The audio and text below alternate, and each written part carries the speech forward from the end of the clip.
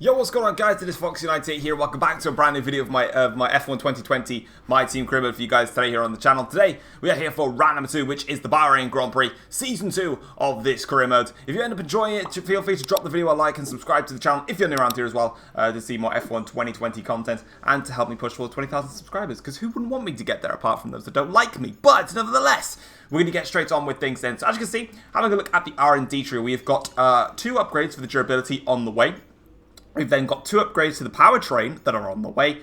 We've then also got a major upgrade to the aerodynamics, which are on the way. And then, of course, we've got nothing planned for this chassis. However, I am going to be saving up to get the chassis weight reduction upgrade onto the car for the end of this episode to purchase that. So that's kind of the plan where we're going at. We've got a lot of stuff that's actually getting ready to go onto the car. If you haven't checked out last episode, be sure to go and check that one out before you go out and check out this one. Either that, or there is a playlist on my YouTube channel of my entire F1 2020 My Team career mode from episode 0 all the way till now. So if you want to catch up on any of the episodes, just go to the playlist sections of my YouTube channel and you'll be able to find it right there. But as you can see, we're just going through. We're very, very close to the likes of McLaren, Renault and Racing Point. So with all these upgrades that we've got in the pipeline, depending on what the other teams have got in store, we could potentially overtake them and make ourselves best of the rest and continue our pursuit towards the top 3 teams. Because at the end of the day, the plan for me is around about mid-season time, you know, Silverstone, Hungary, towards then the summer break. I want to become the pretty much level, if not very close to the top 3 teams. That's the plan. But as we go towards qualifying, then into Q1 we go, and we're going to open up the DRS for our first flying lap, and it's going to be a 1 minute 25.6, which was pretty bad actually.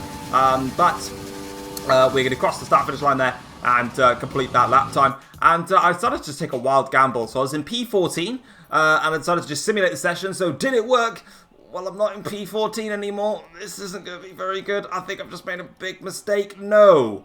Just about got through into Q2 doing 1 run. I was tempted to go for a second run, but in the end, the 0.3 of a second gap that we had to Giovinazzi stayed in place, and we managed to get through into Q2. So we can put our hearts back inside of our bodies, rather than have it coming out of our mouths. Now, towards Q2 we go, and we're going on to our first flying lap here. Open up the DRS now. Let's come to the start-finish line. This time around, it's a 25.0, so 0.6 of a second improvement that we found from our previous best lap in Q1. So a very nice little bit of performance upgrade there. And that was enough to get us through into Q3. Just the 1 run needed to get through. Albon failed to make it out of Q2. Same with my teammate Sergio Perez. But crucially, here in qualifying, Sergio Perez compared to us in Bahrain, was only 1/10 of a second behind us. So things are looking up for my teammate, which is awesome to see. I'm much, much happier with Sergio Perez in the team right now. As we come then down towards the start finish line here, Q3 now. Our first flying lap was actually dreadful. I had a big mistake. I think I maybe had a half spin down in towards the end of the start of the middle sector, and as you can see, that kind of proves it there. As we now go through in towards our last lap here, we're currently 0.2 of a second down on what we need to go into P6 in qualifying here to take on Verstappen, but we didn't quite get the best run that we could have out of the corner. Now going towards the last corner here now, and we do that quite nicely actually, and we open up the throttle now. And as we come towards the start-finish line here with the DRS now, what's our lap time going to be? It's a 25.0 yet again, just like we did in Q2, kind of just solidifying that we didn't really have any more pace in the car left from this session. But crucially for today's episode, I am running with obviously my own custom setup.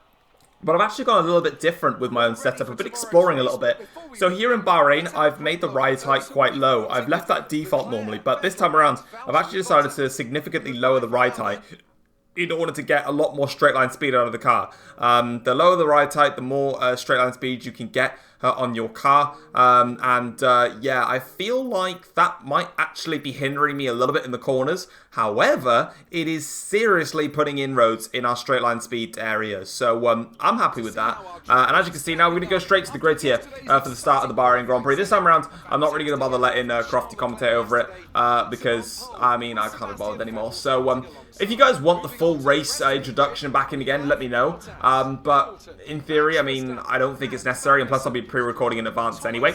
As you can see, though, we did qualify, I believe, in P9, but there is going to be a grid penalty coming up very, very shortly, and it's for Daniel Ricciardo, who takes a 10th-place grid penalty, which actually is quite surprising, meaning that Ricciardo would have qualified in P3 if it wasn't for that grid penalty, showcasing the true speed of the Renault. Also, Lando Norris takes a grid penalty as well. I don't think we were behind Lando Norris. I think we out-qualified him, so that's not too bad. But then onto the grid then. We're going to be doing a two-stop strategy in this Grand Prix. Soft, medium, medium. Now, if you go back to Season 1, we did a one-stop strategy of medium to hards, and we got a podium from it in our second race of Force career. This time round, we'll have to do it the fast way. So here we go then. 5 red lights, and it's like Santa. We go here to start the Bahrain Grand Prix. It's been a good initial getaway, but in towards third and fourth gear, getting a little bit of wheel spin on the back end there, and that was not the good start that we technically wanted, as Ocon now tries to go for a run, but we're going to go down the inside of a whole bunch of cars in towards turn 1. Leclerc leads the field, then it's Bottas and Vettel fight hard. Verstappen gets shoved wide by Hamilton. I tried to have a little sneaky through there as we get a yellow flag in the background now, but we're going to try and get the run on Verstappen, and we do so now as we go in towards turn 4. Brake very nice and late now in towards turn 4. Around the outside, you can definitely take a lot more around the outside of turn 4. It's a great overtaking move there on Verstappen, and we're up into P5 now at the start of the Bahrain Grand Prix. It is Leclerc from Vettel, Bottas, Hamilton, and then myself rounding off the top 5. Lap 3 of this Grand Prix now to start lap 4. The pace was definitely there. You can see that we're able to stick in DRS range of Lewis Hamilton, and just watch that gap between myself and Hamilton as it slowly but surely creeps downwards. We are very, very quick in a straight line compared to my rivals. Like I said, I put a setup on to really help me with the straight line speed of this car, and back end really sliding out there, a bit too aggressive on the throttle there. Need to be careful of the power movements that we do. Lap 6 of the Grand Prix now. In fairness, I have dropped out of DRS at the front runners, but that was kind of expected. I was pretty much just holding on for dear life until I started then saving the ERS and fuel back up again, and it's eventually pulled away. But Bottas there finally makes his way past Sebastian Vettel. Now Lewis Hamilton here is going to try and go for a move on Seb in the Ferrari. So Seb really struggling now versus the two Mercedes cars in towards turn 4. Hamilton, I think, just about gets in front of Vettel. Vettel will hold on though in there for a little bit longer to try and eke out this fight between himself and Lewis and potentially get out on top. But in towards the middle sector here, Hamilton's getting more grip in that Mercedes-Benz, and he's through into third place now. So the Ferrari 1-2 has become a Ferrari 1-4. And onto the end of the lap here, I close right up to the back of Sebastian Vettel. And seeing that he was struggling, all 3 of those cars decided to stay out. The only driver that pitted was Charles Leclerc. So I closed up massively at the end of the lap. So I thought to myself, do you know what? Let's go for an undercut. Let's undercut these guys, get onto a fresh set of medium compound tyres, and get to the end. Now Leclerc was held up a little bit into the pits. Oh, nice camera angle coming out of the Mercedes garage. Ooh, what we're going to see? Is there going to be a bird? Is there going to be anything else? No, it's just absolutely nothing. I don't know what you were expecting. But crucially, we've actually gained a little bit of time now on Charles Leclerc because he was held by the Red Bull and the Renault behind us. There's a little bit of a scrap there going on between one of the Haas cars and Nicholas Latifi and Giovinazzi all in there as well. But annoyingly, Leclerc has rejoined in front of the 3 cars that are in the way. I, meanwhile, have actually rejoined behind them. In fact, no, Leclerc has lost out to Latifi, so he's going to have to fight him off now. In towards turn 4 then, we're going to go for a dive down the inside here on Antonio Giovinazzi and get past this traffic very, very quickly. We do so then, getting past Antonio Giovinazzi. That is the threat of the Alfa Romeo out the way. Now I've got to get past the Haas and the Williams very, very quickly and keep on track with Charles Leclerc. And we're going to go down the inside then of Kevin Magnussen, wasting no time getting past him. In fact, it's not Magnussen. I tell a lie. It's Jack Aiken. I got that wrong. I forgot Jack had moved to the Haas car. So, sorry, Jack. But the team that you were part of is no longer needed for you. You can go and stay in that Haas car at the back of the field. It's completely fine. I've got inroads to go upwards, and now we're going to get straight onto the back of Latifi with the DRS open now in towards the end of the middle sector here. Nice clean move down the inside of the Williams car. No real fight there, and that is us now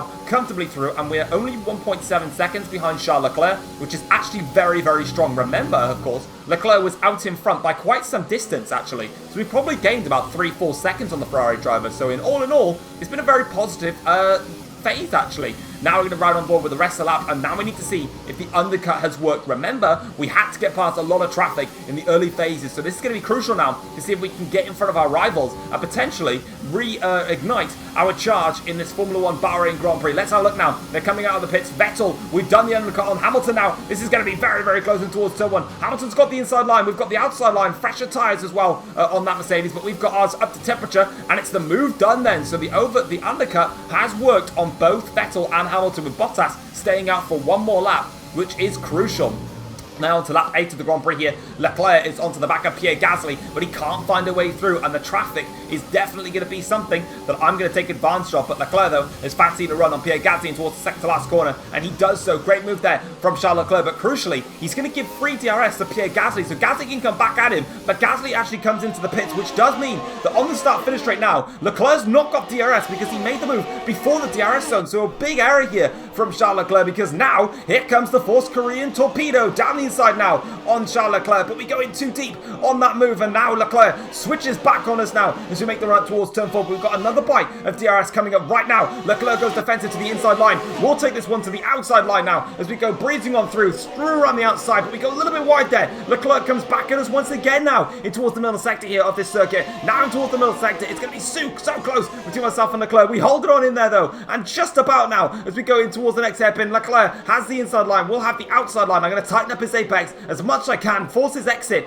to be a little bit tighter once again, and we just about make the move there on the Ferrari driver Charles Leclerc. Fantastic scrap there between myself and him as Leclerc comes back at me now, actually makes a little bit of contact there in towards the exit of that corner, and now Leclerc is under pressure here because Hamilton now is coming through and he wants to take that position as Leclerc is flustered from the attack on me. Hamilton wants to make sure that his concentration levels are at an all-time high now as they go flying through in towards this middle part of the lap, and you can see now that's just allowing me a little bit of time to pull away. We go a little bit wide there actually, but Hamilton though still side by side with Leclerc. Leclerc though is going to hold it all in there, and it's going to be a straight drag race now as we go blasting through now. Leclerc is going to take a little bit of my slipstream actually. In fact, both of them might just take a little bit here, but we're crucially blasting away from the Mercedes and the Ferrari pair. They continue to scrap now, and again they're going to continue to fight this out onto the DRS straight now. Here comes Leclerc and Hamilton.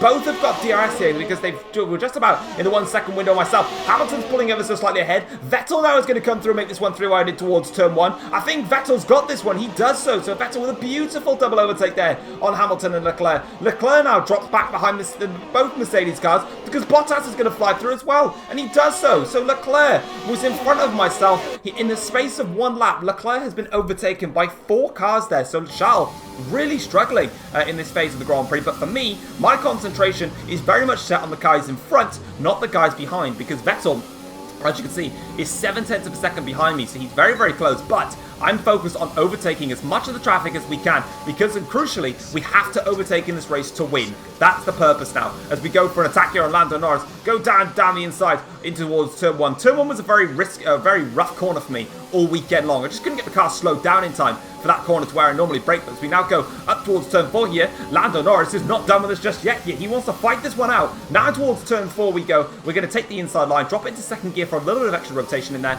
and that's the position done on Norris. Now he can finish attacking with Sebastian Vettel, and crucially, that Renault car of Lando Norris, of course he has got the Renault Podium in there, is the best on the grid. So for me, actually, it's all well and done because Lando Norris is going to be very, very quick in a straight line, and that's not going to help Ferrari one bit. Now, as you can see here, we've got Korea versus Russia. We know what happens in these attacks. We're going to take the first blow, go down the inside here on Danny Kvyat, and a little bit of contact there, but of course, it wouldn't be a fight between the Koreans and the Russians if there wasn't a wee bit of contact in there.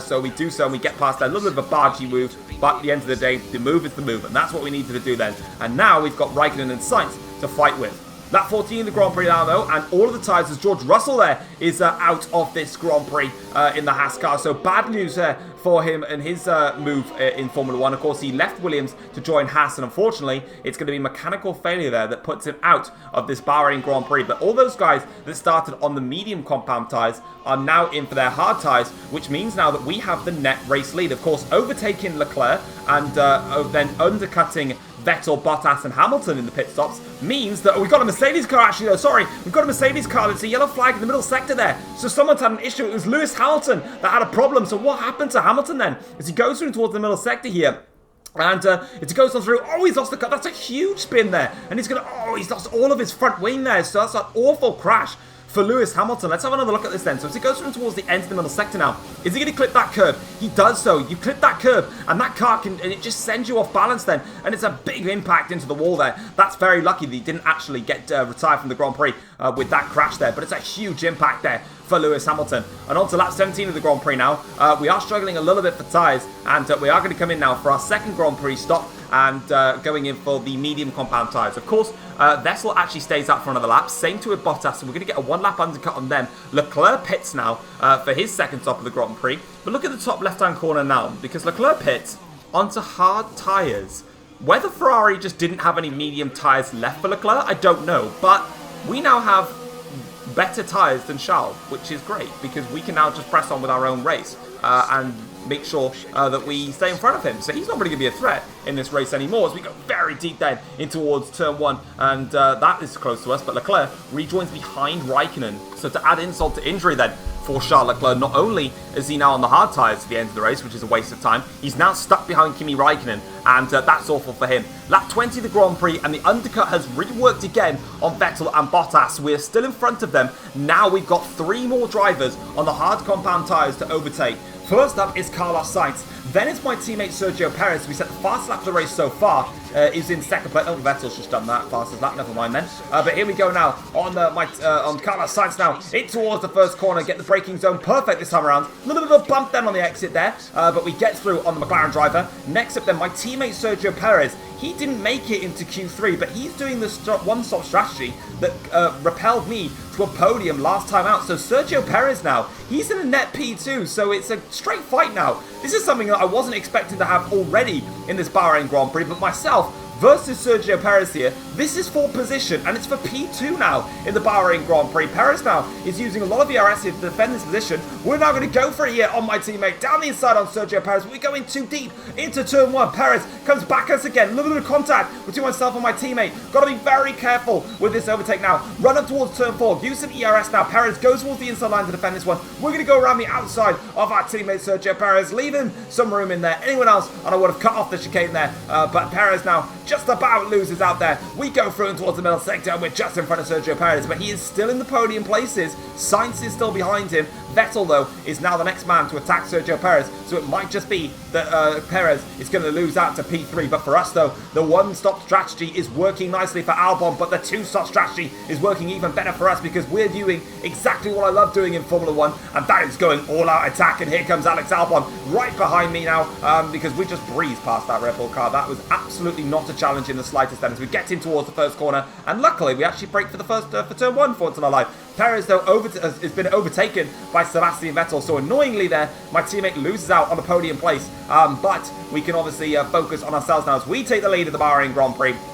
On to lap 28 to start lap 29. Albon wasn't done with us just yet though. That Red Bull was mighty quick in the middle sector in these final stages of the race, and it was only through the straight lines that we were able to stay in front of Albon. Now towards the start-finish straight here as we start the final lap of the Bahrain Grand Prix. Albon is getting much closer to us. Vettel, in fact, is now making a move on Alex Albon. Vettel's getting very close in towards the first corner. I've noticed it. Final point now. Vettel towards the outside line of turn 1. Try to double overtake there. A bit ambitious there on the exit now, but Sebastian Vettel moves into second place in the Bahrain Grand Prix, and all of a sudden panic stations are in full swing here as we've now got to try and defend for one more lap here against Vettel now. Albon was quite easy to cover off, but Vettel's in a Ferrari, which is quicker than the Red Bull, and of course he's on the medium tyres, same tyre compound as me. Crucially though, in the top left hand corner of your screens, Leclerc and Sainz are scrapping with each other, which is allowing Sergio Perez the breathing room that he needs to hold on for P4 here. We could get first place in this Bahrain Grand Prix and a P4, which would be our all-time best result for Force career. In fact, no one apart from me in Force career has scored points yet. Aiken didn't score a single point for the team in last season, which was absolutely dreadful. Sergio Perez showcasing his beautiful tyre management that we know that he's got to do this one-stop strategy. And as we now go through in towards the end of the middle sector now, we've got 34% of ERS with half of the battery that we can deploy throughout the rest of the lap. So all I've got to do, get the corner right. Lovely. Second to last corner is done and dusted. Well, it's not the second to last corner, but you know what I mean. Now we can just deploy all of the ERS and all of our fuel now towards the start finish line then. Now we break in towards the last corner here. Let's get this one done and dusted, and we do so now. And let's open up the ERS and the fuel mixture towards the start finish line. It is the win at the Bahrain Grand Prix after a sensational drive all race long from myself and also from Sergio Perez. Overall as a team, we absolutely nailed it today, and we could be so happy with that. I'm literally buzzing by that result here today. We made our strategy work for us. We were so much quicker in the race than we were in qualifying, and we were able to do exactly what I thought was going to happen. When it came down to the undercut and the traffic, we got that spot on. We undercut the drivers around us very quickly, and when the traffic played its part, we came in all guns blazing and went for it. When Charles Leclerc had lost that time between himself and Gasly, that was one of the crucial moments in the Grand Prix. I had to go for it on the Ferrari driver. Otherwise, he's off into the distance and I wasn't going to see him again. Maybe later on in the race with the traffic, but crucially, we've done the job today. Take that selfie and send that back to the North Koreans. And as you can see, we're going to celebrate in fine style with the podium here today. And let's get that champagne flowing then, shall we? I think we should, as Vettel now sprays me up a little bit. I'm going to spray him back here and we take that celebration all our own way. And what a fantastic race. I loved every minute of that Grand Prix. It was just all-out fight, and I loved that from me personally. But as you can see, we started P8 and we won the Grand Prix. Sergio Perez started in P11, and he's come across the line to finish in P4. So big respect there for Sergio Perez here today. Unlike the last race in Australia, where he had an awful race with qualifying and also the race itself, he did not put a foot wrong here today and allowed us to score massive points. In the Drivers' Championship, we are actually in the lead of the championship because Lewis Hamilton didn't score any points here today, and all my other rivals, all the big guns, didn't really do any major impacts in the points. Sergio Perez now goes up to 8th in the championship on 12 points level, actually, with Carlos Sainz. Only 5 back from Lando Norris, so big up to him on that one. You would have seen as well that we actually jumped into the top of the Constructors' Championship, actually, with that race. So, absolutely amazing. In terms of the win around Bahrain, that was a beautiful win. You know, the car was absolutely sensational. That actually praised the durability. I didn't think it would, and I didn't really care about it, but, you know, it did, so hey-ho. In terms of the power unit, yep, we were just absolutely flying in a straight line. We also then did a lot more improvements to the power unit again, but I believe, yeah, I'm going to praise that part, because we were just so quick in a straight line. That's exactly what it was. Of course, we made some setup changes, and I ran my own setup this time, rather than getting other setups, and I did a lot of changes to, especially, like I said, the ride height, because on the tutorial piece that it was showcasing, that the lower the ride height, the more straight line speed you got. So I decided to base my setup around that area, and it seemed to work nicely. In terms of the rivalry with myself and Verstappen, that's now 10-all, which is really cool to see. So we're keeping level with him, which is awesome. In terms of the driver acclaim, both myself and Perez are level 12, very close to level 13. In terms of the team acclaim, we're up to level 16, and we're making our way very closer now to getting the next sponsorship, which is, I think, at level 20 our team acclaim has to be, with a 1.1 mil payout, which is fantastic. Damage reductions, I actually took 10k damage. Perez, again, he was faultless this weekend, no damage at all for him, and we're up to 14.41 million, and we are going to make some facility upgrades in this episode, I do believe, unless I'm absolutely wrong. In that case, you might as well go and find a small child and go and get her Greg sausage rolls, an apology for what has just happened here today. But ending towards the team headquarters now for the end of this round. We have had an absolutely stellar weekend. I'm so happy with the race result here today. It just goes to show that, you know, with the hard work that we can do with the team, not only myself can pick up the race win after, you know, doing just great scrapping. Sergio Perez, my teammate now, can really give me a good boost and a challenge, which is fantastic. Now, as you can see, then we've got an invitational event actually coming up later on, which is going to be quite fascinating. But for us, though, we need some upgrades on the car, so let's go do those. We're going to quickly go ahead and showcase that the fuel efficiency upgrade has gone onto the car, which is fantastic. We've now got enough to do the chassis upgrade, which we can either rush it or we can get it on the car, but it will be the exact same time. So what's the point? With 25% chance of failure, hopefully it doesn't, we should be okay. And we'll actually be very high up in the chassis area, which is fantastic. Powertrain we're still waiting on, but that does mean we've now got more upgrades in the pipeline to really boost this car far up the field. But if you have enjoyed today's episode, feel free to drop the video a like and subscribe to the channel if you're new around here as well to see more F1 2020 content and help us get towards 20,000 subscribers by the end of the year. Upgrade-wise, we're going to go ahead and get some resource point generation for the aero and the powertrain to get more points on the car, and that is going to be me done now. I am now officially poor, and we're going to quickly go ahead and do our activities. So we're going to do a funded team event at home to get all of the boosts up. Then we're going to go ahead and do, I believe we do a reaction training, or do something, I don't know, a power team building, I think, and a reaction training. But for now, guys, I will see you next time. Take care all. Peace.